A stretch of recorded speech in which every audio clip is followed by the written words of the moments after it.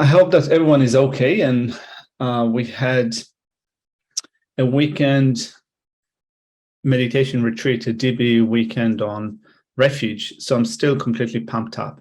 It was really enjoyable. I found it really, at least for me, really beneficial. So it's nice to just go on and continue. And so maybe we can start our session for today. Can we start, by the way? Cool. Maybe we can start our session for today with 5 minutes meditation, maybe 10 minutes meditation, setting our intention and motivation. So normally what I do in my personal meditation, or when I lead sessions here in Australia or elsewhere, I start my sessions with a little bit of relaxation, making sure that the body is at ease and also the mind is at ease. Probably not going to go through all the steps that I go, because I don't want to take too much time, but mainly we will spend some time correcting our motivations. And so just maybe we can sit comfortably and silently for half a minute or a minute. We can take 2 or 3 deep breaths and imagine that we are withdrawing our mind from the outside world to the inside.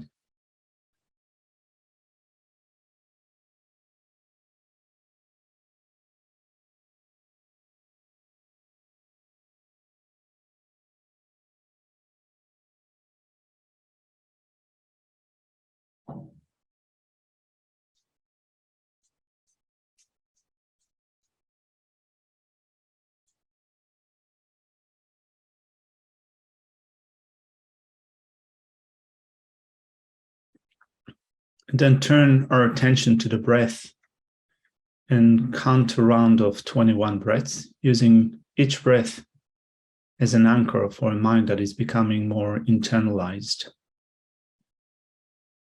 trying to bring some more relaxation and quiescence into the mind, and trying to find the fine balance between a mind that is too tight and too lax.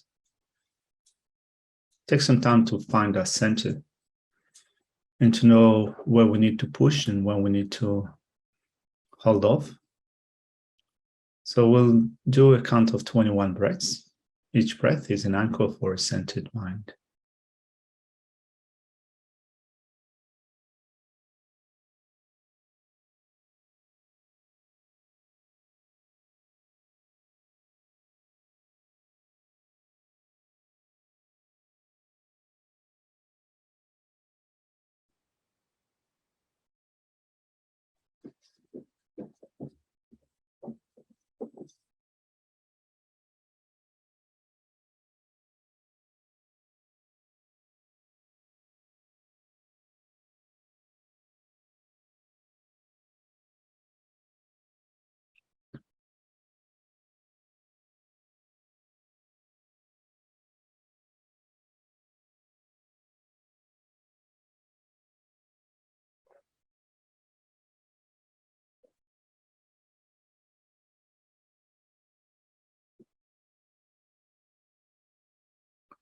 And so at the beginning of our meeting today, sharing the Dharma together, we can remind ourselves that we are supported by excellent teachers.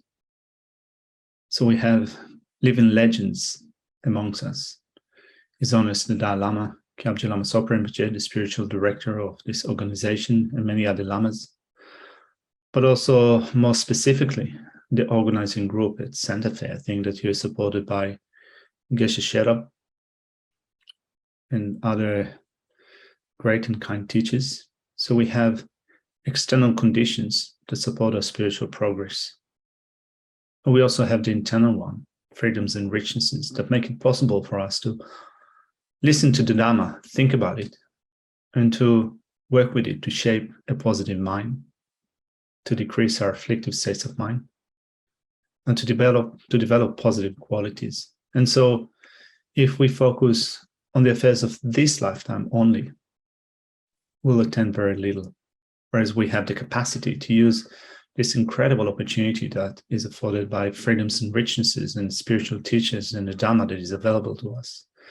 to make sure that in future lifetimes, again, we are born as human beings, again, we encounter the Dharma, again, we have kind spiritual teachers to lead the way for us.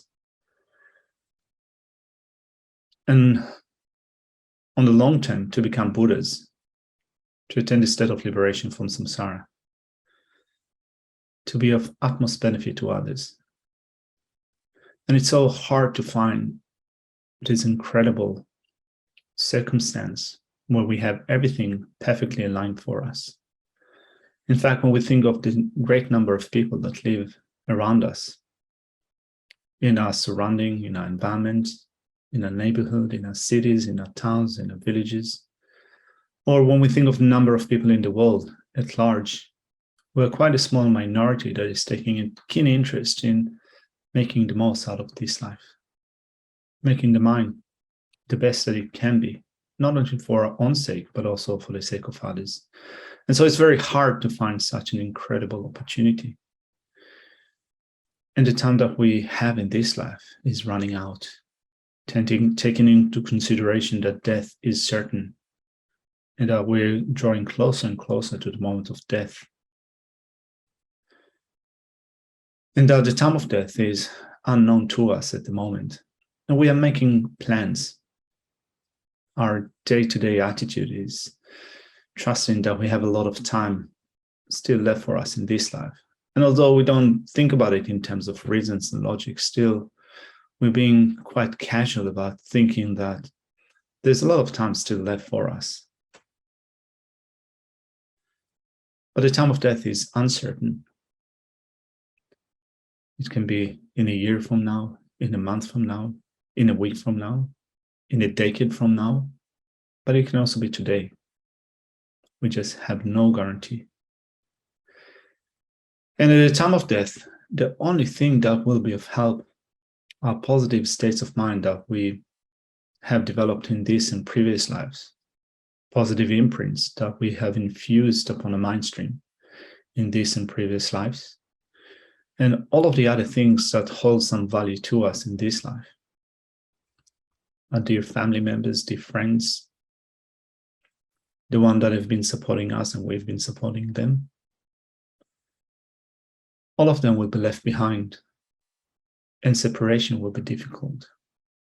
And also all the things that hold a sentimental value for us in this life, our possessions, also our money, our house, our car, whatever has a certain value to us, all of it will be left behind. And also our body, the thing that we cherish from day one to our death day, the thing that we feed and clean and take care of, we exercise, we take medication in order to care for the body, also that will be left behind. The only thing that will continue with us from this to future life is our mind, our imprints, and the sense of self. And so we think that I don't want to be born in a miserable state of rebirth in my future life. I want to be born again in a comfortable state of rebirth. We call it a happy rebirth, but really what we mean is that we will be living, relatively speaking, in a comfortable situation, hopefully. But more importantly, really, I want to meet my teachers again in the future.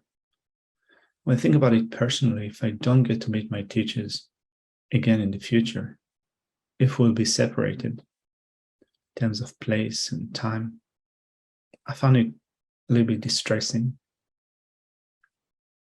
And so I want to do my utmost best to be able to be cared for by spiritual teachers again in my future life, to again meet the Dharma, to again have everything perfect in my disposal, to develop my mind in stages, to give rise to positive qualities,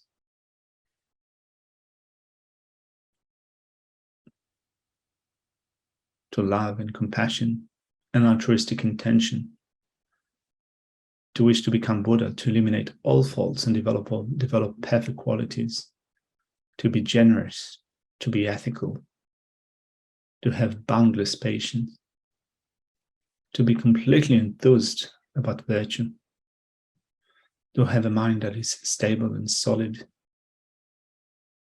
and to have wisdom.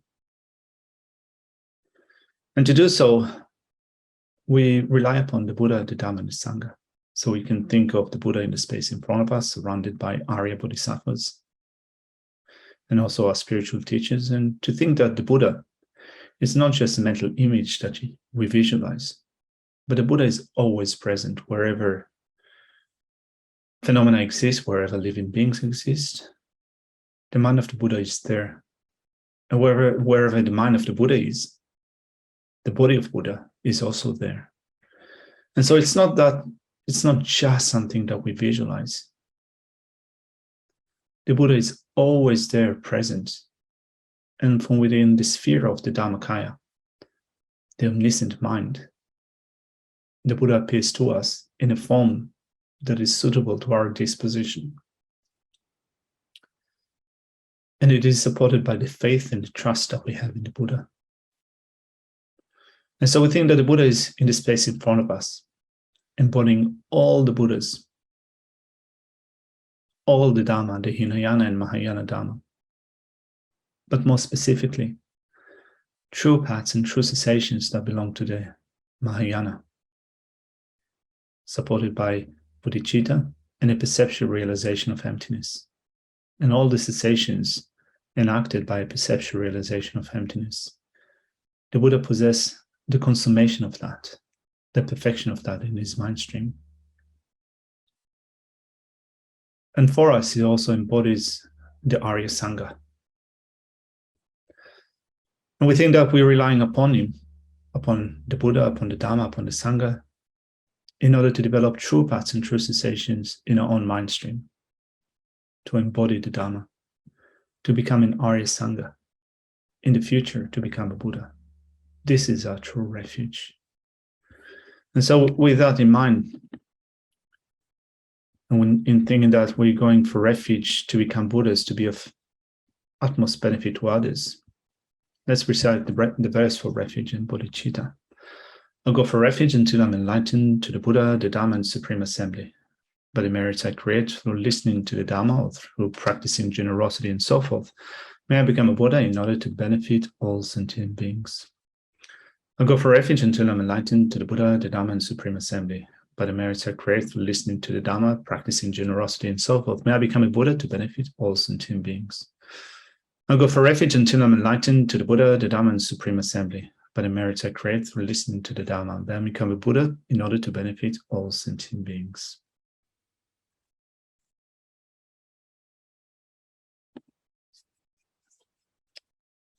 All right. So in the previous session that we have in the previous meeting, we started to speak about the 5 powers. And so within the 5 powers are teachings belonging, generally speaking, to the Mahayana Dharma. We find instructions on the 5 powers in the 7-point mind training. We have references to the 5 powers in the Guru Puja. So generally speaking, it belongs to the section of mind training of the Mahayana, but then mind training of the Mahayana mind training, for me, when I think about it, it encompasses everything that the Buddha gave. Everything that the Buddha taught are instructions for training a mind. So in general, I think that right from going for refuge and developing bodhicitta, we undertake the practice of the 5 powers, but also in a more specific way, we use the practice of the 5 powers in order to create a structure for our daily practice to begin our day with correcting our motivation in a suitable way. And I think kind of when I think about what it means to me, I think that I correct my motivation in the morning with refuge and bodhicitta. And so I want all my day to follow suit. And so I want my day to be shaped up in getting used to in my daily life, going for refuge, not just in a meditation session or when I read a sadhana, when I do a certain practice, but I want my refuge to influence everything that I do throughout the day. to make refuge come alive, so to speak. And also, I want the same thing to happen with bodhicitta. And it does sometimes quite difficult, because I think that, for me, I live at Chenrezig Institute. It's a Buddhist center. I live with like-minded people, but still, wherever we are, we have a mind. And so long as the mind is controlled by afflictive emotions, by disturbing emotions, by afflictive states of mind, there's still things, going to be things which are just not suitable to us. It's I'm just being reminded that I think that it was maybe 10 years ago or more, we were doing a group retreat at Chenrezig Institute. We were doing a Yamantaka retreat, and we had maybe 40 people for the retreat. And it was for a month. So, we start every day with refuge and bodhicitta and setting a positive intention, and so forth. And you're working with like-minded people, but as it happens sometimes when we're alone, when our mind is really confined to one space and we don't take care of it in the right way, even a little thing can really annoy you. I remember that I used to get towards the end of the retreat, I used to get annoyed with someone that was leading the dedication. Imagine that, getting angry with someone that is leading a Buddhist dedication. So, so my mind was like grumbling, being unhappy towards the end. It's like, the person just used to completely take me out of balance. It's not the person, it's my mind, right? And so we want refuge and bodhicitta to also influence the way that we react to situations, not just be a motivation that we correct in the morning, but to remind ourselves that our mind training is something that we need to use, that we want to use. It's imperative for us to be used throughout the day. And then, so we use the power of habituation. We spoke of the intention that we set in the morning. That's the first part, the power of intention. We use the power of habituation, in which we're not only habituating a mind with generating a motivation, but we also want to imbue the mind with a motivation throughout the day. And it's not just words that we say, it's the words that we say carry a certain power. One of the instructions that we have in the 7-point mind training is to train with words, to say things out loud. So even though sometimes it sounds a bit fabricated or a bit aloof when we say things out loud, because when we think that, when things sometimes of saying, may I become a Buddha for the benefit of all sentient beings, really my mind is still full of crap, so thinking that may I become a Buddha to benefit all sentient beings sometimes sounds a bit aloof. But still, if I say the words all the time, they sink in, they influence the mind better. And at some point, they become not just words that I say, they come with a sense of becoming genuine about it, becoming sincere about it. So we want those motivations to influence what we do throughout the day, and then to recondition our mind to embody those motivations. And through that, we also infuse a mind with positive imprints. So in the previous session that we have, we spoke about the power of the seeds, the power of positive or white seeds. So we spoke about it. So to be able to do it in this life, we rely upon imprints, karmic imprints, imprints of positive states of mind that we have placed upon a mind stream before, which is pretty interesting because, when I was I met one of my closest teachers more than 20 years ago in India. And, when I met him, it was like, it was pretty weird. I had a girlfriend at the time. We were madly in love, but I met my teacher, and I fell in love with him as well. Fell in love with him, not in a in a wanting to have a relationship with him kind of sense, but I just thought that he's a wonderful person, I thought I just want to spend the rest of my life hanging up with that person. At some point, my girlfriend at the time said, since I love him more than I love her, and of course I denied it. But then after some time, I thought myself, yeah, she had a point there. And so,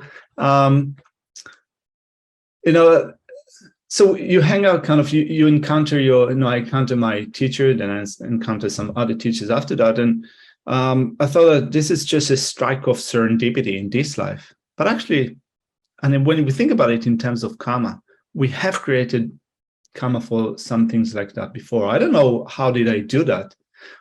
I don't know what I did in my previous lifetime, but it's like that for all of us. All of us that came from, or for most of us, I don't know your background, but I think that for many of us who came outside of the Buddhist tradition or the Tibetan Buddhist tradition, there must have been something that we have done in one of our previous lifetime to end up with being open-minded, to look for something, to, for a set of tools to make our mind better.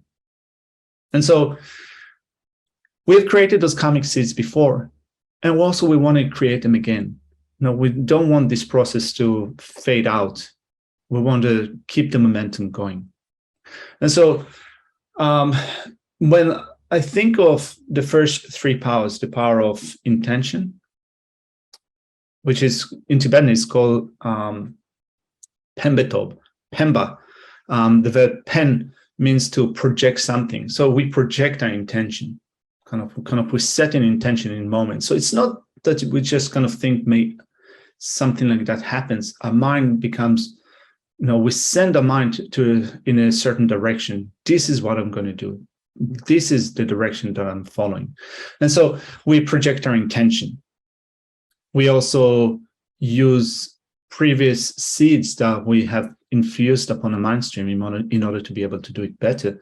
And at some point, when our mind is infused with those powerful seeds, this process also gains momentum. It's not that we need to really work hard. There is a certain habituation that our mind is already has, and it's, I wouldn't say easy to keep the process going, but it's not that difficult anymore. So we do it day in and day out. We set an intention, we infuse our mind with seeds, we build up our familiarity and habituation with that, and we keep going with that.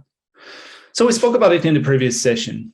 And what I thought of doing today was to speak maybe more in detail of the way that, at least I think of the way that I try to set my intention in the morning. And maybe, if you guys have something to add to that, so that we can, increase our ability to develop our intention in the morning. I think that could be quite nice and interesting thing to do. I had some discussion with some Dharma friends yesterday, and I said that sometimes when I listen to reflections of my Dharma friends at Chenrezig Institute or elsewhere, and I listen to them describing what they do in their practice, and not become, it doesn't have to be in great detail, so to become like a really like a self-indulgent self-report. It can be just exchanging some views with your Dharma friends, and I get a lot from that. I get new perspectives. I think that sometimes some of the points that I make are really cool. I can include that also or incorporate that into my spiritual practice. So it is beneficial sometimes to share some of those thoughts. So we'll do that. And also, so I thought of speaking of refuge and bodhicitta, and then how to allow refuge and bodhicitta to affect the things that we do during the day in order to increase the power of habituation, but also to create seeds and imprints. The dog started to snore next to me. Can you hear him snoring? Anyway, and so, and then one more thing that I wanted to add was I spoke in the previous session about the remaining two powers. So we have the power of remorse, or the power of repudiation, and the power of dedication, the power of aspiration. And the way that I spoke about them in the previous session that we had was to put them more in the end part of the day. So before we finish the day, our last session for the day, if we become reflective upon what we've done throughout the day, we can lay down all the negative actions or negative emotions that we have had during the day, and also to dedicate all the positive things that we have done for a certain purpose. But then having thought about it more, and also I also looked at a couple of other sources, there was an interesting comment that was made with respect to the power of repudiation. So normally it is translated as the power of regret or the power of remorse, but really the word that is used in Tibetan is to repudiate something, to kick it out, to expel it. And having thought about it, I thought that it is indeed that it is true that we use the power of repudiation or remorse in the evening when we think of purifying negative karma, negative actions that we have done throughout the day. But at the same time, we can use the power of repudiation or kicking out, expelling self-cherishing and self-grasping during the day. So we don't have to wait for the fourth power to the end of the day. We can also practice it as we go along throughout the day when we become more attentive, more aware of our state of mind, the actions that we take. We want to break the connection, break the link between self-cherishing and self-grasping to continuously apply antidotes to them. So that's the power of repudiation. And we can also do some dedication during the day when we when we do something that is really positive and we have just a brief time to think about it, we can also rejoice in being able to send our mind in a positive direction, to continue with our positive intention, to continue with intention that we set in the morning. So although they more belong to the latter part of the day, we can still pretty much use them also as we go along throughout the day. And it also, in that sense, it also becomes a power of habituation. We habituate our mind with kicking out self-cherishing and self-grasping. We habituate our mind with rejoicing in positive actions that we have done, that other people do around us. So we have more things that we can work with in the evening, or at least there's, I think that in the previous session, someone made a comment that kind of sometimes in the evening they feel a little bit jaded, they feel a little bit tired, kind of it's more difficult to work with your mind in the evening. And no, I agree with that. Kind of for me, it's also sometimes the same. It's kind of hard for my mind. If I have a busy day, if I'm tired, it's hard for my mind to be completely applicable to kind of really long and deep meditation. But I think that if I kept my mind in a positive space during the day, and I remember to antidote self-cherishing and to work on cherishing others. If I remind myself that when my mind becomes agitated, I'm annoyed with something or someone, or or maybe there is a sense of attachment happening,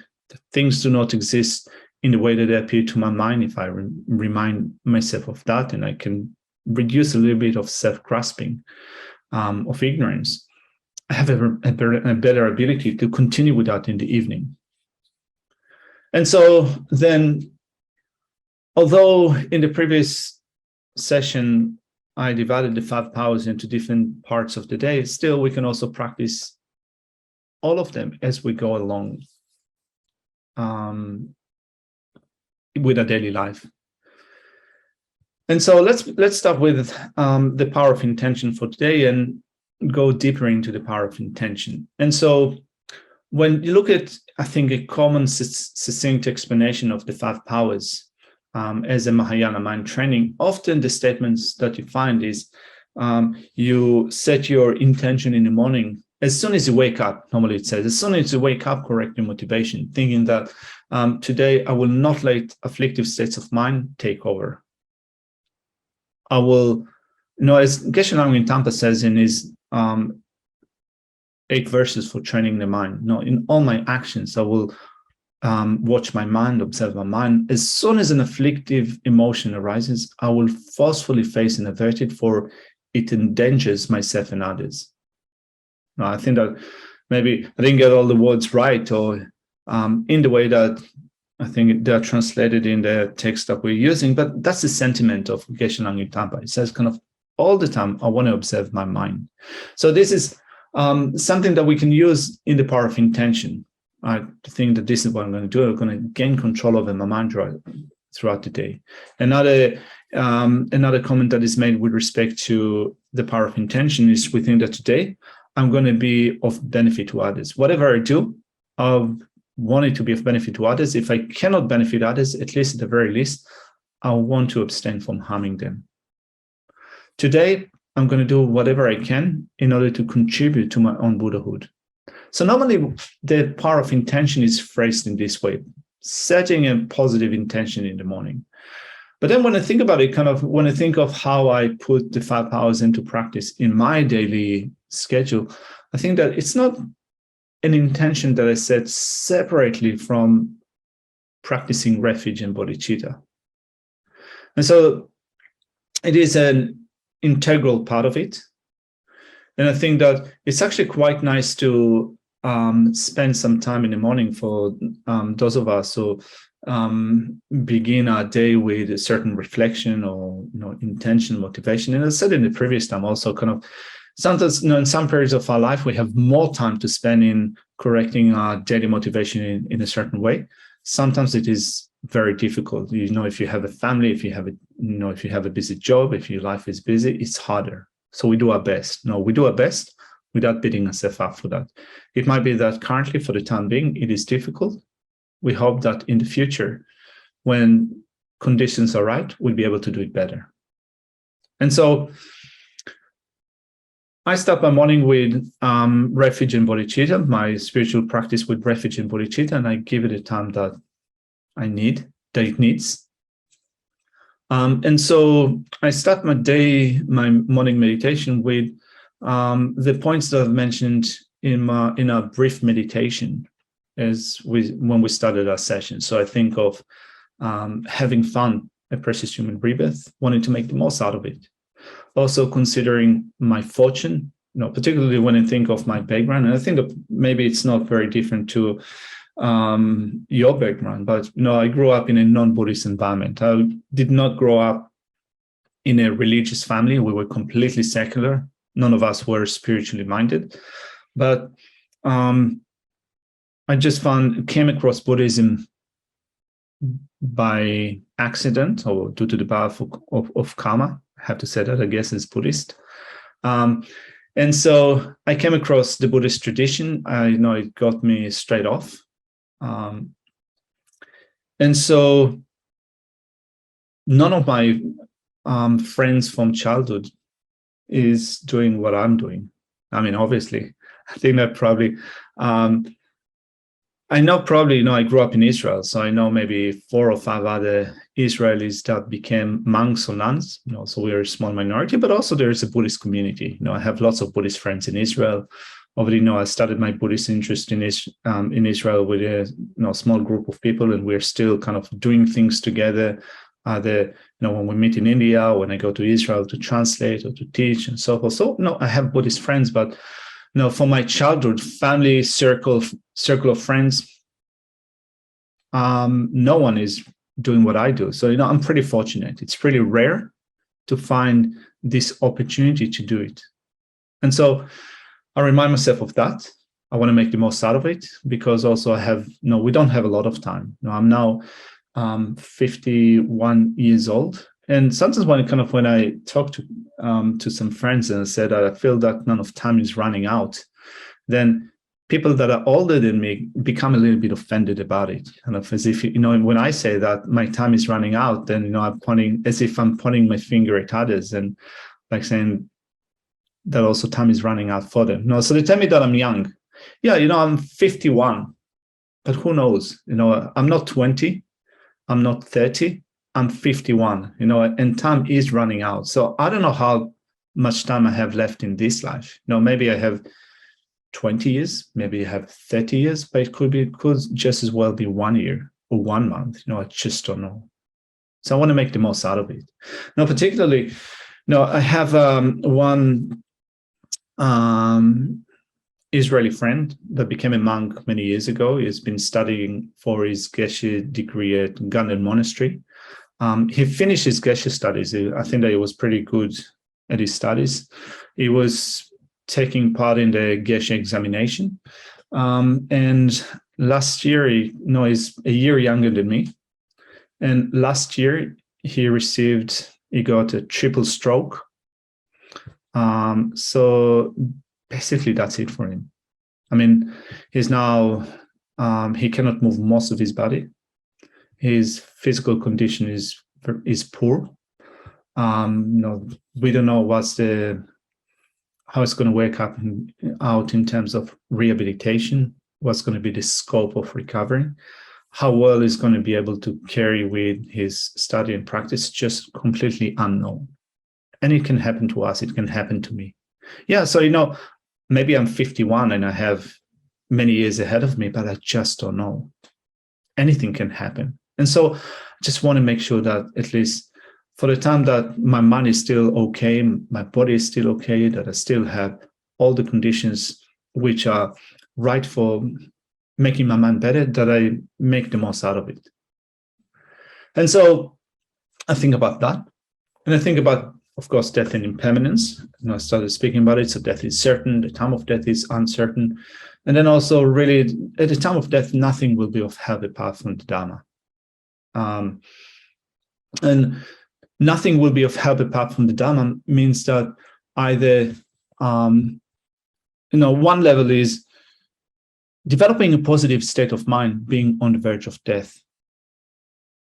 Developing a positive state of mind in which I'm happy about the effort that I made in my spiritual practice, whatever good I managed to do in this life. Being happy about meeting my teachers, being happy about meeting the Dharma and so forth. So that's one level, keeping a positive frame of mind. And of course, there's a description of some other positive intentions that we might have on the verge of death. Like, for example, thinking of, if we're suffering from sickness, thinking that we're taking upon ourselves all the suffering of others, all the sickness of others, distributing our possessions and thinking, may all of our possessions be of benefit to others, being able to die without clinging to whatever we've accumulated in our life, being able to completely release it. So there are different ways of generating a positive state of mind. And kind of when I think about how it would be for me, and this is a really, I think, powerful meditation, to imagine how it would be for us to be on a deathbed, to be surrounded by people that are dear to us, and also to think of what we have accomplished in this life, and to be able to let it go. Not with kind of trying to hold on to it and kind of thinking that I really want to have it, but I still have to go, but kind of to completely open a heart and to think that's it. I'm giving it up, giving all the things that were accumulated to others. We had one nun at Chinbrezek Institute that passed away maybe 2 or 3 years ago, Venerable Jonsel. And she was a single mom, and she came down with breast cancer when her daughter was, I think, 5 years old, as far as I remember. And she got treatment. She went into remission, but the cancer kept on coming back. And I think that it came back maybe 3 or 4 times. And the last time that the cancer metastasized in her body, her daughter was at the time 18 or 19 years old. And Johnson said that she doesn't have to fight cancer anymore. Her daughter could take care of herself. She wasn't going into this aggressive treatment. And so so she was completely ready to die. It was actually totally inspiring. If I know when I die, I want to die like Jonsel. In that before she died, she distributed, she took out her money from a superannuation fund or a pension, distributed all of her money. She gave, of course, big portion to her daughter, but also distributed the money amongst Buddhist centers, Buddhist projects, also her possessions she distributed before she passed away. And in the last part of their life, it seems that she had no clinging into everything that she had before. I mean, I want to die like that. And so we can do it. We can generate this positive intention, positive state of mind before death. So that's one, one way of thinking. At the time of death, nothing will be of help apart from the Dharma. But then another part of it is to think that the positive imprints, all the positive things that we have accumulated in this life and also in previous lifetime, all of them will continue with us to future lifetimes. Everything else will be left behind. So that will also will be of help in the future. So then I correct my motivation in this way. And then I start to think, of course, what will happen to me in my next life. I don't want to be born in a miserable state of existence. I want to meet again the Dharma. I want to meet again my spiritual teachers. And that's the initial motivation for going for refuge. And when we go for refuge, in a way that accords with Lama Tsongkhapa's explanation, or let's say the Lamrim explanation of going for refuge. Refuge is found in the states of the path which are shared with those of small capacity. And so the reflections are basically what we've spoken about so far. And we think of two causes for going for refuge: fear and faith. So fear, is explained by Lama Tsongkhapa and also Atisha, is fear of miserable states of rebirth. But then the explanation goes, so Lama Tsongkhapa explains only about fear of miserable states of rebirth. But then I think that when we build up our practice of refuge in the morning, we can then top up our fear. We can make it bigger and greater, make fear great again. And so we think of fear that accords with the states of the path of the medium scope, and fear that accords with the states of the path of the great scope. And so I think that first off, when I think of fear, I think that we're in a way that accords with the states of the path of those of the medium scope. We've been circling in samsara from birth after birth after birth and after birth without having any control. The control is in the hands of our afflictive states of mind, disturbing emotions, and karma. We cannot choose. I cannot choose my experiences. Of course, I can manipulate them. I can try to navigate my life, but I don't have any control. I get sick even if I don't want to get sick. I don't want to get old. This mechanism of getting old is completely built into my body.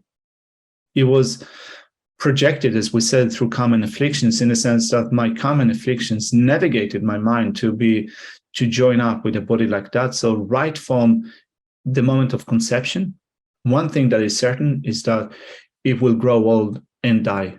No freedom. I cannot choose.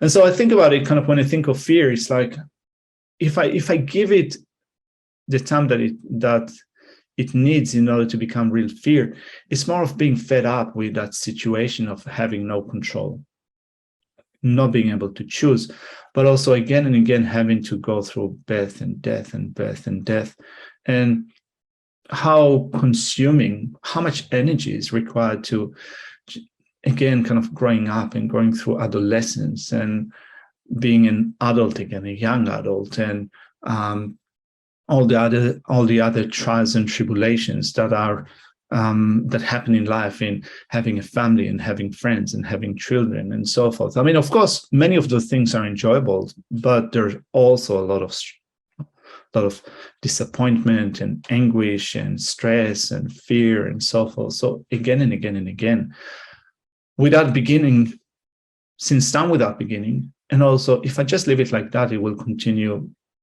for a very long time, an ocean of time in the future. And so I remember that a few years ago, it was probably actually 15 years ago, I was hanging up with my teacher on an island that is called Putoshan. I don't know if I pronounce it in a right way. So it's an island that is found south of Shanghai in the South China Sea. And according to the Chinese tradition, this is where Chenrezig attained the state of enlightenment. It's a fantastic place. So in the Tibetan literature, it is called Tse Potala, the Pure Land of Chenrezig. And you do find some Tibetan pilgrims every once in a while that visit the island, but it's a hotspot for Chinese Buddhists. And so I visited Putoshan a few times with my teacher. He did 1.5 year retreat on Chenrezig on that island. So it is a fantastic place. But also kind of the interesting thing is that it is known for being the Pure Land of Chenrezig, but also an excellent place for seafood. I mean, kind of two contradictory ideas in one place. Chenrezig, the Buddha of compassion, people go on pilgrimage, they visit temple, and then they celebrate their pilgrimage in seafood restaurants. So you have kind of, in many of the restaurants that you go to, kind of they're spread all over the island, you have kind of buckets of fish and seafood from all over.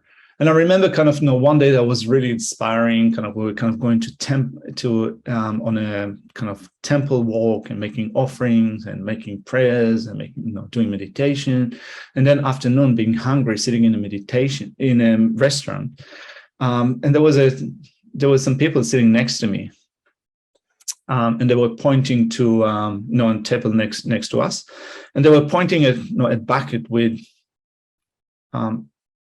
a massive octopus. Sorry. Do you hear this beeping? All right. I'm just gonna, okay, stop. So it's not a smoke alarm, it's okay.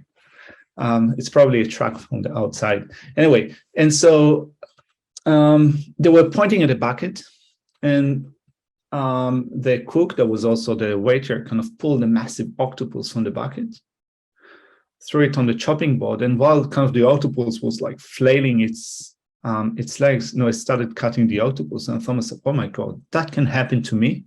It could be just as well be me, kind of in my next life, being just pulled out of my environment and being cut to pieces without having any sense of control. And I think that was kind of my I think earlier instances. I didn't have many occasions like that, but kind of those early instances where it really affected me that could be me. Sometimes we think of, when we speak of renunciation, the determination to live cyclic existence, and we think of what will occur to us in future life. I don't want to be born in the hells or as a hungry ghost, as an animal. We think about it, we meditate on that. But then in terms of kind of really being completely shaken by this prospect of that could happen to me, that was kind of one of the first experiences of such that I had. So now we think about it, I don't want to be I don't want to go on in samsara and have a life like that. So I add that to my refuge. And then next is also thinking that all those who are around us, of course, friends and family members, but also colleagues and other people that we know from different walks of life.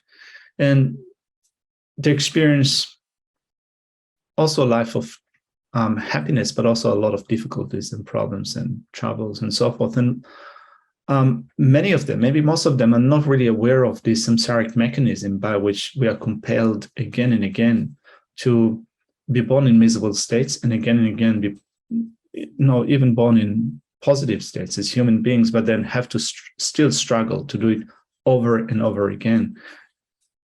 It's really exhausting. And so when I think about it, I think that, well, those who are close to my heart. And then of course I have close family members and close friends who are, as I said, kind of there, as I said before, most of them are totally not interested. It's interested in developing the mind, making it better, reducing afflictive states of mind, and so forth. It's like that for most people, I think, around the world. Not having keen interest in eliminating samsara, reducing afflictive states of mind. Even more so, it seems that the world around us at the moment is geared up to celebrating disturbing emotions. Everything around us is geared up to triggering in afflictive states of mind. I mean, a big part of my work is working in front of a computer. So sometimes I do translation through Zoom, I teach through Zoom, when I prepare for sessions, translation session or other things, I have a lot of text on my computer. I work with Word documents, with PowerPoints or what have you, then unfortunately, or maybe fortunately, my computer is also connected to the internet. So every 15 minutes or 20 minutes or 5 minutes or what have you, my mind is get pulled away by messages that I get on my computer, or kind of watching something on YouTube or other medias. And I noticed that everywhere, kind of if I watch ads, if I read some, if my mind is pulled into a piece of news, they mostly set up in a way that triggers a certain affliction. They want to get my attention. In order to get my attention, it either has to be something to do with attachment, or it has to do with aggression. It has to do with division. It has to do with sensation, making something sensational to get my attention. When I go out and if I visit a shopping mall, if I drive along the road, there are billboards or kind of big signs, everything is geared up to triggering a certain disturbing emotion. Less positive emotions, more negative emotions. So we live in a world like that, and the world is, since the world is kind of set up at the moment, more than before, I think, to make us buy more, consume more, want more, and use more, have stronger views, stronger divisions, and greater polarization in our society. At least I think that we can become aware of that, because we know, all of us here, and also in the bigger circle, we at least want to become aware of the way that our mind works, the way that disturbing emotion works, and we want to gain control. But most people that I think, from my childhood or family members or other friends, most people they completely buy into that game. And I'm not saying that in looking down on them. This is the reality. Kind of most people don't look at that, don't think about it. They completely buy into it. And so when I think of people around me, again, I kind of connected with refuge. We're in the mire of cyclic existence, in the bog. We're completely bogged into cyclic existence. And now things for us, at least, we live in an affluent society, more or less. Even if we are not rich, we still have some social structure that takes care of us. And there's so many people around the world that live in worse situations, and even more that when we start to think of the environment, climate change, the impact on the environment, how many living beings die out, struggle, enslaved, used, abused because of the impact that we have. And so I think about it, and then of course we think of all living beings, trying to include all living beings within the scope of our bodhicitta. So bit by bit, I include more and more beings into my reflection, until the point where I think that my job, my role, is to attain the state of Buddhahood, to be of benefit to them. And to be of benefit to them is to know their dispositions. This is the way that we can become of maximum benefit to others. Now, currently, when I think of my friends and family members, often I don't know what's the right thing to say. We have sometimes conversations, sometimes someone is going through rough times. So being able to be of benefit to them is sometimes just listen to the sorrows and to the pain. And sometimes is to be able to give them good advice. But very often I find myself stumbling in the dark, not knowing exactly what's the right thing to do on the short term, what's the right thing to do on the long term. And to be able to do it perfectly, I need to become Buddha. To be able to affect people around me perfectly, if I would know the disposition, if I would know what is their conditioning, what are the things that they've done in their life, what is the spiritual and cultural conditioning, what is the thing that I can do in the short term to turn the mind in a certain direction, or long term to help them to develop the mind, then I'll be able to really be of greater benefit to others. I can maybe help out in some things, either with practical things, help a friend or a family member to move house, to to dog sit or what have you. I can do those things, but really, if I want to be of long-term benefit to others, what I need to do is to know the disposition, and the knowledge of the disposition is afforded only when I attain the state of Buddhahood. And so I set this intention in the morning. Of course, may I become a Buddha to benefit all. And the fear that I develop is not be able to be of benefit to others, not being able to know what is the right thing to do at the right time, or to let things escalate. Now, we live in a world, I think, that is maybe part of growing old is becoming a little bit pessimistic. But I do feel that over the years, I've kind of become a little bit pessimistic in thinking of climate change and kind of the society that we live in at the moment, the political sphere, the rise of right-wing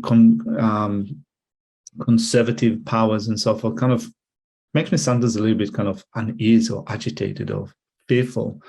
And so I think that really, for me to be of benefit to others, I need to develop my mind. And also I need to start with those who are close to me. So this is the way that I develop my motivation in the morning, through refuge and bodhicitta, in thinking that I need to become Buddha to be of maximum benefit to others. And also I give it time. And I think that for in previous discussions or teachings that we have in the past with some other people, kind of I said that usually I try to spend 20 minutes, half an hour every day to just meditate on refuge and bodhicitta. It's not enough. We had last weekend, and it's still weekend in the US. So this weekend, we had a refuge meditation weekend. At least for me, it was wonderful. Meditating for 4 hours or 5 hours on Saturday and Sunday, just on the cause for going for refuge, developing this mind of reliance. I never get to do it on a day-to-day basis, and this is what I need to do. I need to make refuge stronger, and I need to make kind of this positive intention, bodhicitta, the altruistic intention. I need to make it stronger and better. And so I did that in the morning. And then setting that intention in the morning hopefully will color what we're going to do during the day. If we set a really genuine intention and also make it strong, we will have the ability to influence the things that we do throughout the day. And I think that it's hard to judge how much it influences a day if we try that for a day or for a week or just for a month. It is something that will build up over time. So over time, if we really give ourselves the time to think of the causes for going for refuge and how we trust the Buddha, the Dharma, and the Sangha to be able to protect us from suffering in future life, from the suffering of samsara, from the incapability or inability to be of benefit to others. If we think about it over time, it will start to color our attitude, the things that we will do throughout the day. And so then with refuge, we often say that the Buddha is, when we think of the role of the objects of refuge, the Buddha is the teacher, the Dharma is the actual refuge, the Sangha is the company, the assistance that we keep for cultivating the refuge. So then the real refuge is the Dharma. And often when we speak of how the Dharma becomes the real refuge, we say that true paths and true cessations are the real refuge. In that, at least when we think of true paths and true cessations in relation to ourselves,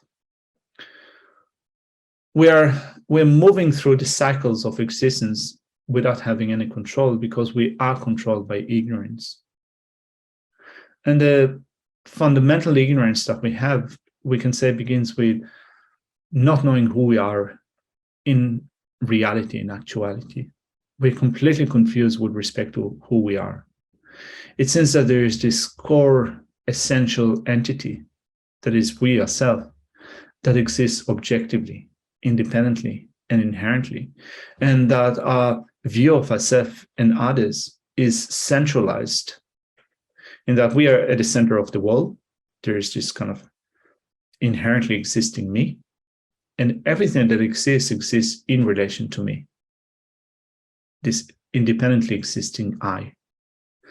In Buddhist terminology, we call it the view of the perishing collection, which is the view of the transitory collection, which is this fundamental ignorance that we need to eliminate. But I think that in a more kind of general way, we can say we don't know who we are in actuality, and we have a completely distorted idea of who we are. We get it completely wrong. And on that basis, we think my body, my mind, my family, my car, my money, my food, my space, my this or my that. So kind of now at the end of every mind or my, there is me, I. Or maybe at the beginning of every mind, there's I and me. At the beginning, in the middle, and at the end, let's say it like that. And so then we, since this is the type of ignorance that fuels all of our afflictive states of mind, because of this I holding on to me, holding on to inherently existing me, we pay an incorrect mental attention to myself or what belongs to me or to others. We exaggerate positive qualities, or we exaggerate negative qualities, and then we get angry, we get attached, we get jealous, pride, and so forth develop in a process that begins with ignorance. And so to develop wisdom that realizes that what ignorance does is completely wrong, the way that it conceives reality is completely wrong.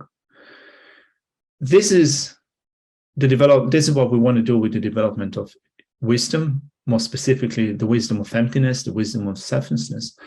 And when it becomes a perceptual insight into emptiness, like seeing things with the eyes. Currently my eyes do not think, they do not think Paula. They do not think Nitya or Lisa and so forth. My eyes see your body. Or at least now I see you through the screen. So, it's not that my eyes see you directly, but no, my eyes see directly this, my sunglasses. And they don't think sunglasses, they just see it. So similarly, I can work on developing, first of all, an intellectual understanding of emptiness, of selflessness, the absence of objective existence.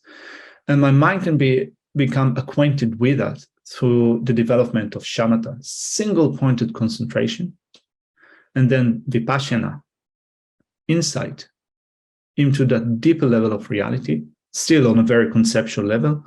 But then through a long process of habituation, it can become perceptual, direct realization of reality as if seeing it with my own eyes. That is a true path. That has the power to eliminate ignorance. Everything that we do up until that point is gearing up to the elimination of ignorance. It is suppressing the stable emotions. It is reducing the strength, the efficacy of ignorance, but it's not eliminating it. If we want to, it's like, often we say that it's like catching a thief and then throwing them out and locking the door.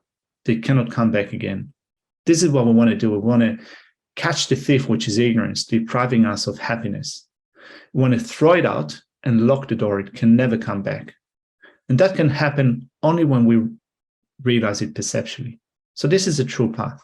So when I think of myself, like in terms of what does it mean to go for refuge, to take the Dharma as the true refuge? Well, if I develop wisdom in my mind and it can see reality directly, not think of reality, but see it, then I'd be able to completely eliminate ignorance and thereby completely eliminate my afflictions, put an end to karma, and put an end to a process in which I have no control. Easier said than done, isn't it? It sounds pretty easy. It's not easy. It's not that kind of having an insight, dark insight into emptiness means that I don't need to think of anything. Now, often I think that we become a little bit lighthearted or easygoing with respect to emptiness. It's not, I think, uncommon to hear people say, don't worry about it. It's all empty. It doesn't really matter. It's all empty.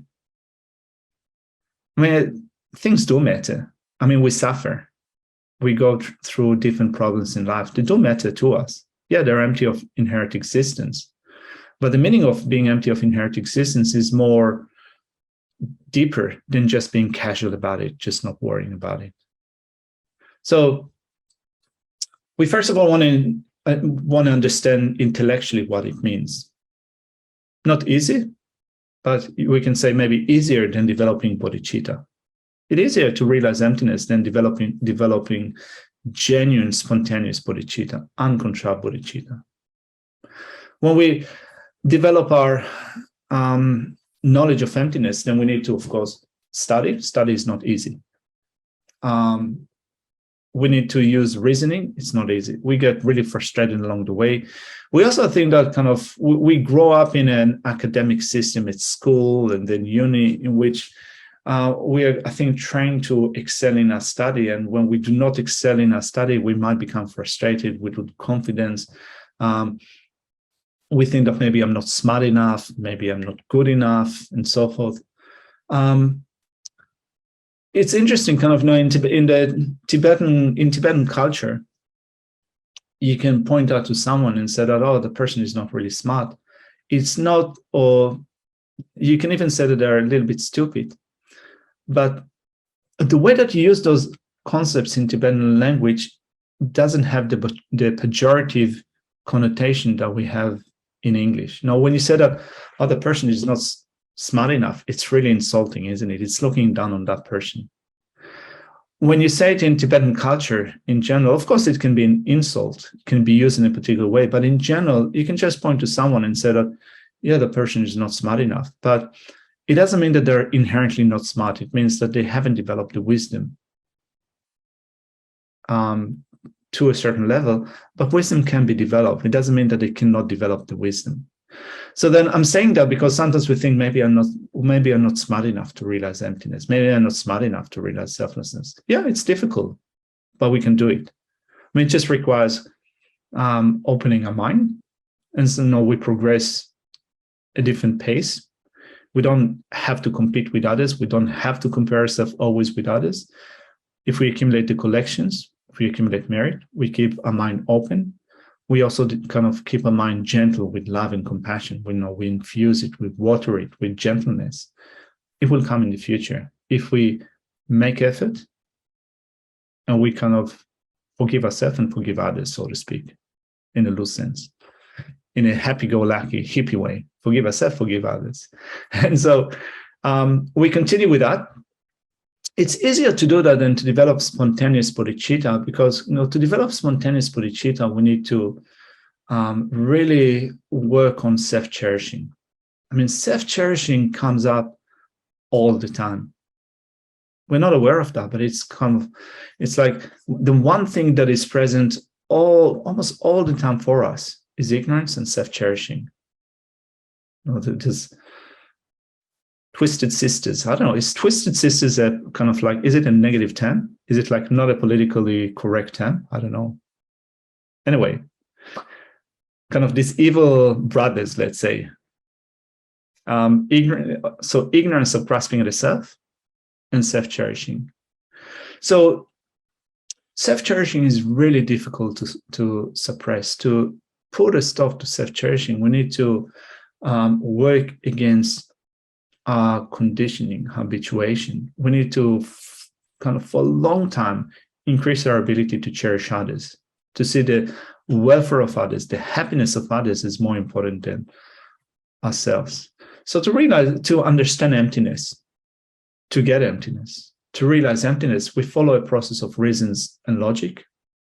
We can do it in this life. We can at least understand it intellectually.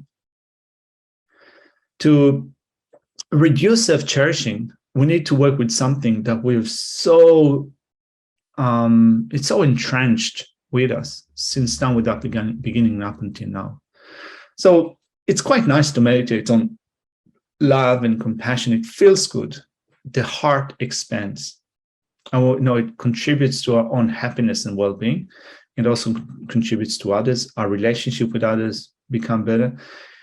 It feels good, but it's harder to turn that into being uncontrolled, to turn that into being a second nature, to view ourselves and the world around us from the viewpoint of bodhicitta. Everything that we do will be geared up to being of benefit to others. It's harder than realizing emptiness. So anyway, we want to turn our realization of emptiness into a direct insight, perceptual realization of emptiness. This is a true path because that will have the power to eliminate ignorance. This is a refuge for me. When I develop that in the future, that would be my true refuge. And also the cessation of ignorance and all the other things that arise from ignorance. So anger, attachment, and so forth. The cessation of the seeds of ignorance and all other afflictions. And also, when I think about it in the Mahayana way, putting a stop to obscurations to knowledge, cognitive obscurations that prevent me from knowing everything that exists, including the dispositions of others, that would be what will protect me from not being able to be effective in working for the sake of others, from not knowing what to do in order to be of benefit to others. That is my true refuge. And so when I think of on a daily basis, how do I then, with the power of intention, how to bring that into my daily activities? Well, everything that I do throughout the day, I want to build it into a process that will give rise at the end to the Dharma jewel in my mind, to the Dharma refuge, that will contribute to my true paths and my true cessations. So how do I begin? Well, I begin with just being a better person, a good person, well-intentioned person. And so every little virtue that I create throughout the day is contributing to the Dharma jewel, even if it's not a real Dharma jewel, in a sense that it is not a perceptual realization of emptiness, it is not a true cessation. Every little virtue that I do will lead at the end to the actual Dharma jewel. So it comes under the big umbrella of my refuge. Every positive thing that I do throughout the day is a refuge because it contributes to that. But also, it is a refuge because if I behave in a positive way, virtue brings about happiness. If I experience the result of virtue, happiness, or well-being in general, a good state of rebirth, I will be protected from suffering. If I have happiness, I have no suffering. I mean, of course, that's kind of it's a very general statement. But now, when we think of what happiness means, happiness and well-being, there are many different levels to that. It's not just kind of like being easy and happy-go-lucky person. It's about having, first of all, not having the third type of suffering, this body or mind that conditions us to the experience of suffering here and hereafter. It's about not having only suffering of change, but really having long-lasting happiness and well-being. It's about not having painful sensations, physical or mental. So this is what I want, and every positive action that I do can bring about a certain degree of happiness and well-being, which means that when I have that, there's no suffering that is the opposite of that is experienced at that moment or in that time and so forth. So it's also a protection to me. So then I'm saying that because in the power of intention in the morning, we set our intention in the form of refuge and bodhicitta, and then we can add to that specific goals. I want to be of benefit to others. I don't want to harm others. I want to control my mind. I want to suppress, I want to face afflictive states of mind, control them, face them, avert them, and so forth. I want to continue with my mind training. Then during the day, I'm continuing with that spirit. I'm building up my Dhamma jewel in my own mind stream, every positive thing. So actively thinking about it is contributing to the power of habituation. And so when we start doing that all the time, the beginning is a little bit difficult. It can be a little bit cumbersome. As I said, we train with words. It sounds a little bit fake. It feels fake or sometimes presumptuous. But the more we do it, and if we bring on the right intention to that, we can also become more genuine about it, and not superficial, but also to go deeper and deeper. I mean, we begin with doing it superficially because this is, I think, at least when I think of myself, the only way that I can start is being a little bit superficial and then try to dig deeper. And to dig deeper means that I habituate my mind, and habituation takes time, very long time. And so we do that during the day. And then we also create seeds, imprints of seeds. Now, to create good seeds, actually I prepared something on PowerPoint. Let's look at that.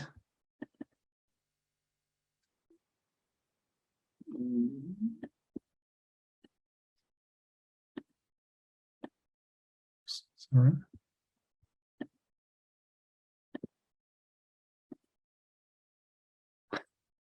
Sorry, there you go. All right. All right, so the power of the white seed.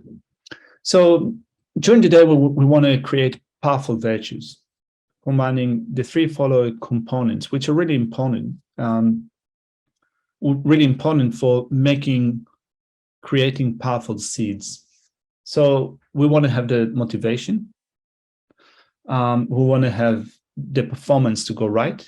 And at the end of doing something positive, we also want to conclude it, culminate it. So the motivation for it to contribute to the destruction of the afflictions. This is the motivation that I want to do, to have to destroy the afflictions, to destroy self-cherishing, and to lead me to enlightenment. To develop, actually, the motivation could also be to be of benefit to others, to help that particular individual, to increase my familiarity with positive states of mind.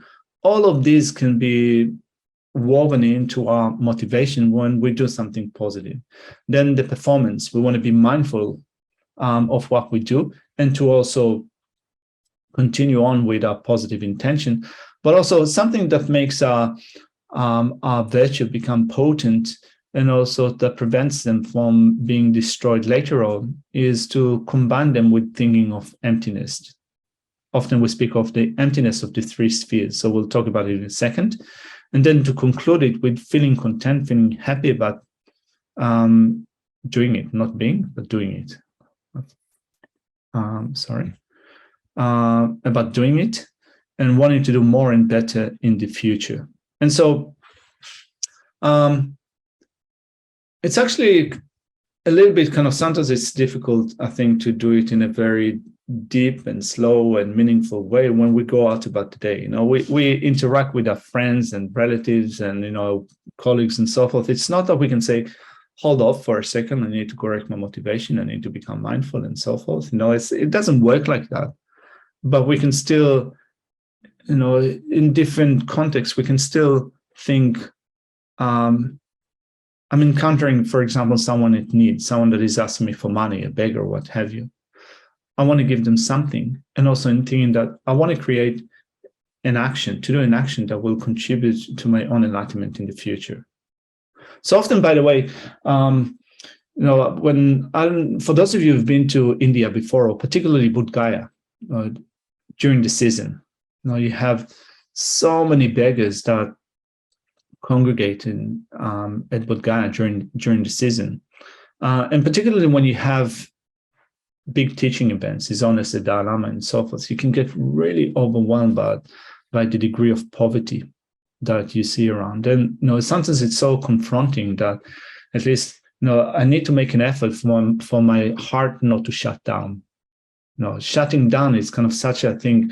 You know, it's a reaction for kind of this confronting poverty and sickness and poverty that you see in places like that. So, and so one really kind of nice advice that I got from one of my teachers is to always go out with having small notes or change in my pocket. And whenever someone is asking me for money, not to think about it, just to reach out to my pocket and give. And so I thought I've been doing it for, I've done it before in India. I'm still kind of doing it. I'm trying to do it over the years. And I've noticed that if I do prepare myself like that, in the morning, I have a stash of, in India, so you have kind of either coins of 5 rupees, coins of 2 rupees, you have notes of 10 rupees or what have you. I can do it. It's not a lot of money. It's kind of very little money comparing to Australian dollar, American dollar, what have you. And so I have a stash of money. And I think that whenever I meet a beggar, whenever someone asks me to give, I just reach out and give something. So it's not that I stop and say, no, when I encounter a beggar, and it's not that I say, just hold off, I need to kind of correct my motivation. It's not that I close my eyes, I breathe in, correct my motivation, do a round of 20 round breaths. I just kind of reach out, give something. And then I try to think, may I attain the state of enlightenment for you? I don't have to say it, of course. I don't have to gaze at them. I can think about it briefly and make that part of my motivation. And over time, kind of the orientation, the attitude, the intention becomes better and better. So it doesn't have to be like a really contrived to make a big show out of it. Those are kind of things that we can tweak into our daily meditation, in our meditation in the morning, but then also with our intention toward our activities, our encounters throughout the day. And it can also be done then with the people that we work with during the day, with our colleagues. We know that someone is, if someone is kind of pressing our buttons, rubbing us the wrong way. And so we set a motivation in the morning, I want first of all to not get angry, but when I feel that there is a certain rumbling occurring in my mind, when I see that there's agitation coming up and I can already feel my heart closing, at that point I want to remind myself that I will attain enlightenment for you. It's not easy, particularly with people. If we have some history with people, it's pretty hard to think that I will attain enlightenment for you. I want to be of utmost benefit to you. It's pretty hard. But then this is something that we can at least do in terms of our motivation over the day. Someone is kind of rubbing us the wrong way, annoying us, pressing a button. We're getting annoyed with that person, but we can still kind of, in terms of our motivation, we can still think, my enlightenment depends upon you. If I'm not going to be able to open my heart to you, there will be no enlightenment for me. I attain the state of enlightenment for you. So that's kind of in terms of motivation. The actual performance, again, there are different things that we can think of the actual performance. Like, for example, when you look at how Lama Tsongkhapa explains the topic of karma in the first volume of the Lamrim Chenmo, it speaks about what contributes to the strength of the action. So he said that, if you want to make sure that your actions become strong, then it's better to do them physically rather than ask someone else to do it for you. If you're giving something, if you practice charity, do it yourself rather than enlist someone else to do it on your behalf. Of course, sometimes we do enlist people, if we need, but rather than kind of staying removed from others and not kind of remaining inactive, if we go head in and do it ourselves, it also contributes to the strength of the action. So we do that as much as we can, but also sealing it with the emptiness of the 3 spheres, trying as much as we can. And again, we begin with making it contrived, being contrived about it, faking it until we make it. We think that every once in a while we remind ourselves that I do not objectively exist. I do not exist in the way that I appear to my mind. So there's this solid, independent, objective sense of self that appears to me. I do not exist like that. I do not exist in an independent way. I depend upon causes and conditions. I depend upon parts. I depend upon my body and mind. These are the basis for thinking I. If I look for I within my body and mind, can't find it. Also, the person that I'm working with, they do not exist objectively and independently. What we do together, what I do for them, what they do for me, that also does not exist objectively and independently. So again, we don't have the time when we interact with others to stop and think about all those things at great details. But then we spend some time thinking about it in formal meditation sessions, and then we bring it into our interactions with others. So we can also remind ourselves during the day, with the power of habituation, that things do not exist in the way that they appear, with positive and negative interactions that we have with ourselves and others, that are just like illusion. They're like illusion in that they appear in one way, but they don't exist in that way. They appear to exist inherently and objectively. They do not exist inherently and objectively. Their rising depends upon many other things and on different levels. So that's what we can do that with the performance of a certain action. And at the end, we feel good about it. Of course, the conclusion of an action could be rejoicing about it, thinking how fortunate I am to be able to do that. May that contribute to the state of enlightenment. If we can do that, that's great. But sometimes we don't know. We're doing many different things throughout the day. We don't have a lot of time to think of those positive seeds, but we can still try to do it in whatever way we can. We practice charity. We think, may I be able to attain enlightenment? It depends upon that. May I be able to benefit you, your family members, all of those who I come in contact. We can do it just slightly, you can say, but over time, the more we do it, the more intentionality comes into that. And particularly I think that when we think of our teachers, at least sometimes when we think of our capacity to do it, it seems that how can someone like me ever do something like that? How can I achieve that? Well, when I think of Lama Zopa Rinpoche, and for me, if I have to think of someone that completely, fully embodies the bodhisattva activities, this is Gyabje Lama Zopa Rinpoche. And so I think that, this is how Lama Zopa Rinpoche does it. And if I develop my mind well, I can be like him. Currently, I'm not like him, but it's possible.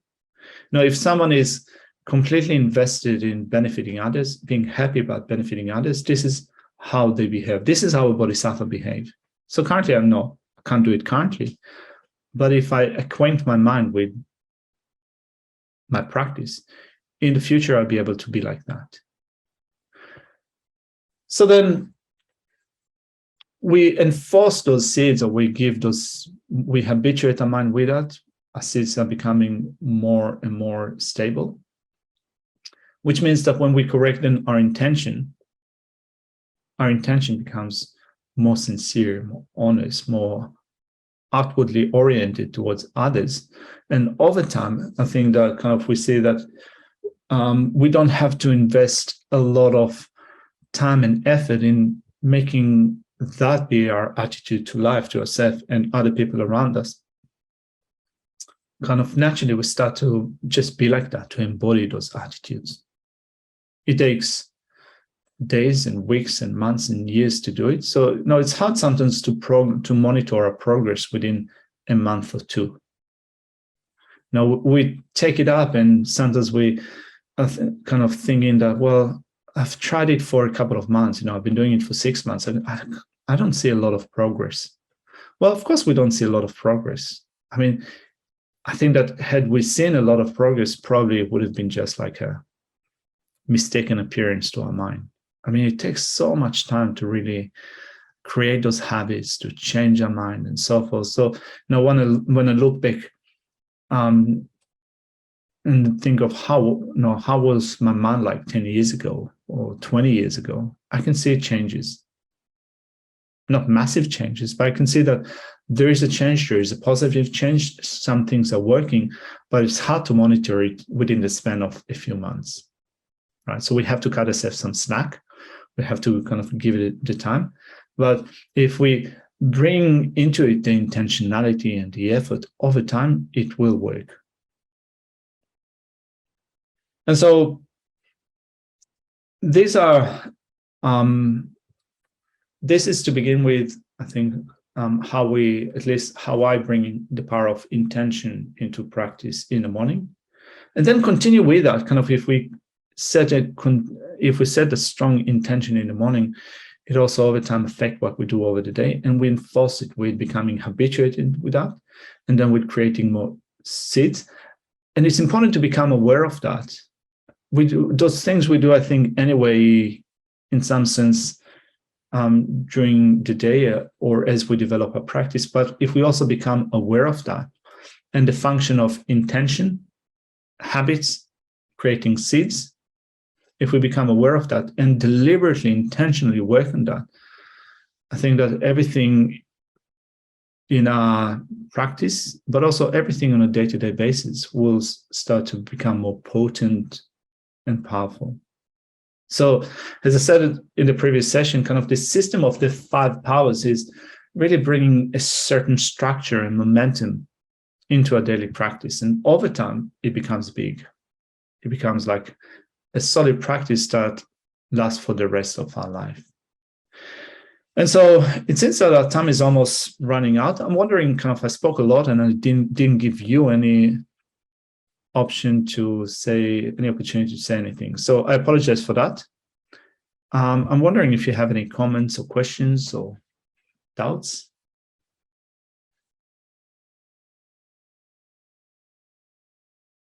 You can, if you do, you can unmute yourself. I think that you can unmute yourself, or you can put your hand up. Could I just ask you about, you spoke about the using the maybe the power or the concept of fear of a negative rebirth and a fear of not being able to help others. And I can see how that's very effective and powerful. But I guess it sort of rings an alarm bell in my head about perpetuating fear in my mind, because I know that that's also an afflictive emotion and not a very positive emotion. So are you able to speak to that just a little bit, maybe? Yeah, it's an excellent point, because I think that when you read through Lama Tsongkhapa's text on the steps of the path to enlightenment, fear is the first cause for going for refuge. And I think that, kind of, when I think about it in relation to myself, I think kind of the way that I was brought up and also the cultural context, how we engage with religions. And I think that many of us come from the background of Abrahamic religions, Judaism, Islam, or Christianity. I think that's kind of the way that I used to think about it, is that I don't want to be motivated by fear. I want to be motivated by choosing what to do, rather than being kind of fear being instilled in me. So kind of, it seems that fear is like an inferior reason for doing something. A better reason would be just becoming smart about things, becoming knowledgeable, becoming smart, being able to think well. That would be a better cause. But still, when you look at what Lama Tsongkhapa says in his presentation of the steps of the path to enlightenment, he says that to go for refuge in the context of the small scope, where you start thinking of future rebirth, you need to be completely terrified by the terrors of cyclic existence, or by the terrors of miserable states of existence. So you become completely terrified. This is how he describes that. And I think that sometimes when I think about it, of course, it has a particular meaning which cannot be dismissed, because I think that really when we think of the hell realms or the Preta realms, it's really difficult for us to really imagine this graphic description of all the sufferings which are experienced in the 8 cold hells and hot hells. It's very difficult. I mean, for me, I find it difficult to develop 100% conviction and faith in their existence in the way that they are described by Lama Tsongkhapa. So sometimes when I think about it, I think that it also it is probably heavily imbued with the cultural context. It's not that I dismiss what Lama Tsongkhapa says, but I also acknowledge that he spoke about it in a certain cultural context. In Tibetan, sometimes there is a common story, popular story, that tells about a Lama that was asked to he was asked to give teachings in a certain village, and he said that his daily chore is to go, but to go to the village and scare people off, instill fear in them, So I think that there is like probably some of it has some cultural context. So the way that I think of fear is, rather than finding fear to be a debilitating, not just someone instilling fear in me and then fear becoming a debilitating factor, I think that the way that I think about it is to think about what could happen to me in the future and to think that I don't want it. But really, to think that I don't want it is to be genuine about it. Like, no, I don't want to be chopped on a board like an octopus. I just don't want it. And therefore, now I can do something about it. So rather than finding fear as like, being completely terrified, and this is what Lama Tsongkhapa says. So, no, I am terrified. I don't want to get to be an animal in the food industry, to be in factory farming. And so I don't want to, it's fearful and I don't want to do it. But rather than just kind of stopping it, just feeling terrified, the next step is to think, well, if this is not what I want, then this is what I need to do now. And I think that kind of there are things that we do in our society, in our daily life that we're used to, which you can say that that we do anyway because the prospect is something grim that can happen to us, and we do it anyway. So, I mean, like, for example, COVID is like a hot topic. So I'm not going to speak about vaccination for COVID because there are those that feel strongly against it. But think about, for example, polio. It's like, I don't want anyone that is close to my heart to get polio. It's terrifying to be, to be paralyzed, or to be sick for the rest of your life, or disabled for the rest of one's life. There's something that I can do about it now. So that's how I think of, we have fears that we're working with in our society. And we know that there's something grim or terrible that can happen in the future. Now I can do something about it. And so it's similar maybe to what Shantideva said in the 6th chapter of his Guide to Bodhisattva Way of Life. I think that it's verse number 10. It says that if it can be remedied, why be unhappy? Why worry? If it cannot be remedied, what's the point of being worried?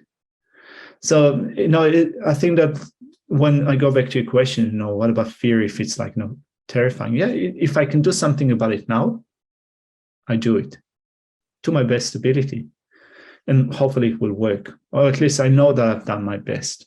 And if there's nothing that I can do about it, well, what's the point in being like completely terrified to the point in which I'm incapable of changing my situation? There's no point in that. Does it make sense? Yeah, thanks. That's helpful. Thanks. Yeah, so I think that kind of if I just kind of summarize it, kind of what I think about it, the way that I think about it normally is just think that I don't want it. This is not what I want, and therefore I have to do something about it. Thanks.